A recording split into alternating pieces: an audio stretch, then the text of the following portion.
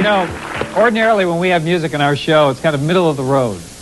That is ending now. You are about to hear a band that is a, what would you call it? Just a breakout, wild, full-tilt sound. And they're called Hüsker. Why are they on our show? Because Hüsker is making it nationally. In fact, they've had 3 international tours. They've been in Europe. They have been just all over the place. They just got back from New York City. They have a new album. They've been signed to Warner Brothers, and their big album has been out now for a month called Candy Apple Gray. Here they are. Listen to Hüsker.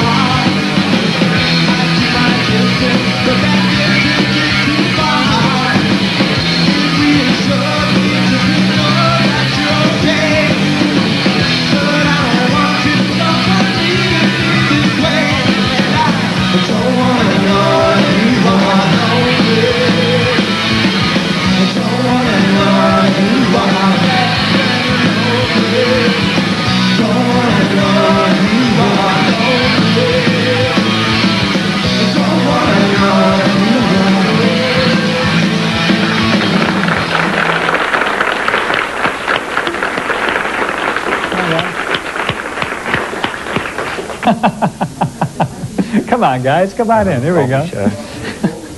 How are you? Come on in. Have a seat. So you started right here in the Twin Cities. How long ago? Started back in March of 1979. Yeah. Been together for about 7 years. How did you get the name Hüsker?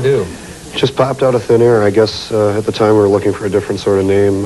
Back about 6-7 years ago, there was a lot of names that sounded sort of similar, and this one obviously doesn't. Yeah. Didn't peg us being anything in particular.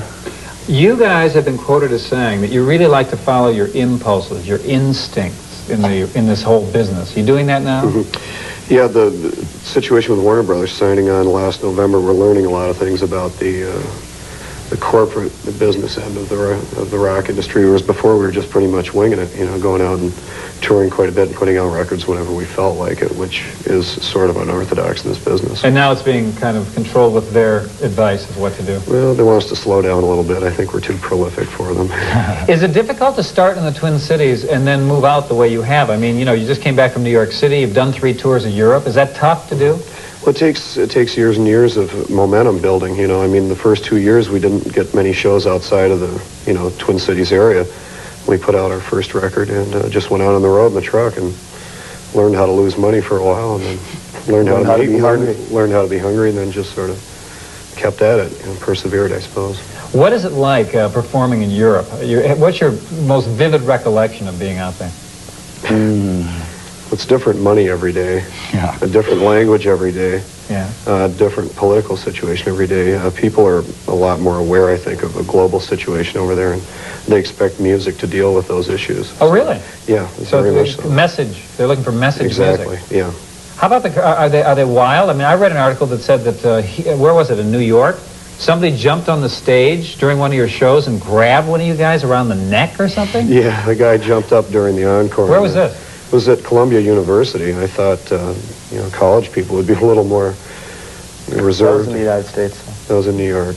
And they grabbed you? Just jumped up and grabbed me by the throat, so I just sort of whacked him off, you know.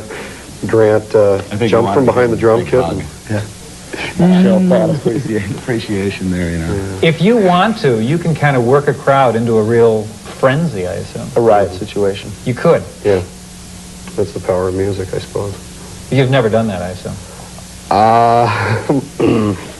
Never intentionally. You mean you have started riots? We've been playing during riots. Well, did they start while you were on? I mean, seriously, have you worked a crowd into it? They really went crazy? Yeah, it's happened. Where? See, Worcester, Massachusetts, first time in New York, first time in London, every show in Philadelphia, half the shows in LA. What happens? People just start mobbing the stage, and it just gets so out of control that no amount of security can deal with it. And then we sort of have to tell people, calm down, back off for a minute, you know. How do you back off a crowd that's jumping the stage? Well, you know where the fire exits are. You're serious? That's one. Yeah, that's one thing that we've Walk been into a told. gig, find the fire. Find the fire exit right off the bat. Sounds like quite a show. No one goes home disappointed. Okay. Well, why don't you guys get ready for your next tune, and good luck to you, really. Okay, Thanks thank you. very much. Hüsker do. We want to mention that they do have a new album out, and this album is very important to their career. You know, this is the kind of thing when Warner Brothers gets behind you and you put out an album nationwide, it could mean the difference between being a very popular local Twin Cities band and a band that really becomes the biggest of the biggest. It's called Candy Apple Gray. And here's another one of their hits called Makes No Sense at All, Hüsker do. Put your head in the clouds, it makes no sense at all. Styles are so much and such all down. Or is it important yelling so loud now? Walking around with your head in the clouds now. It makes no difference at all. It makes no sense at all. Makes no difference at all.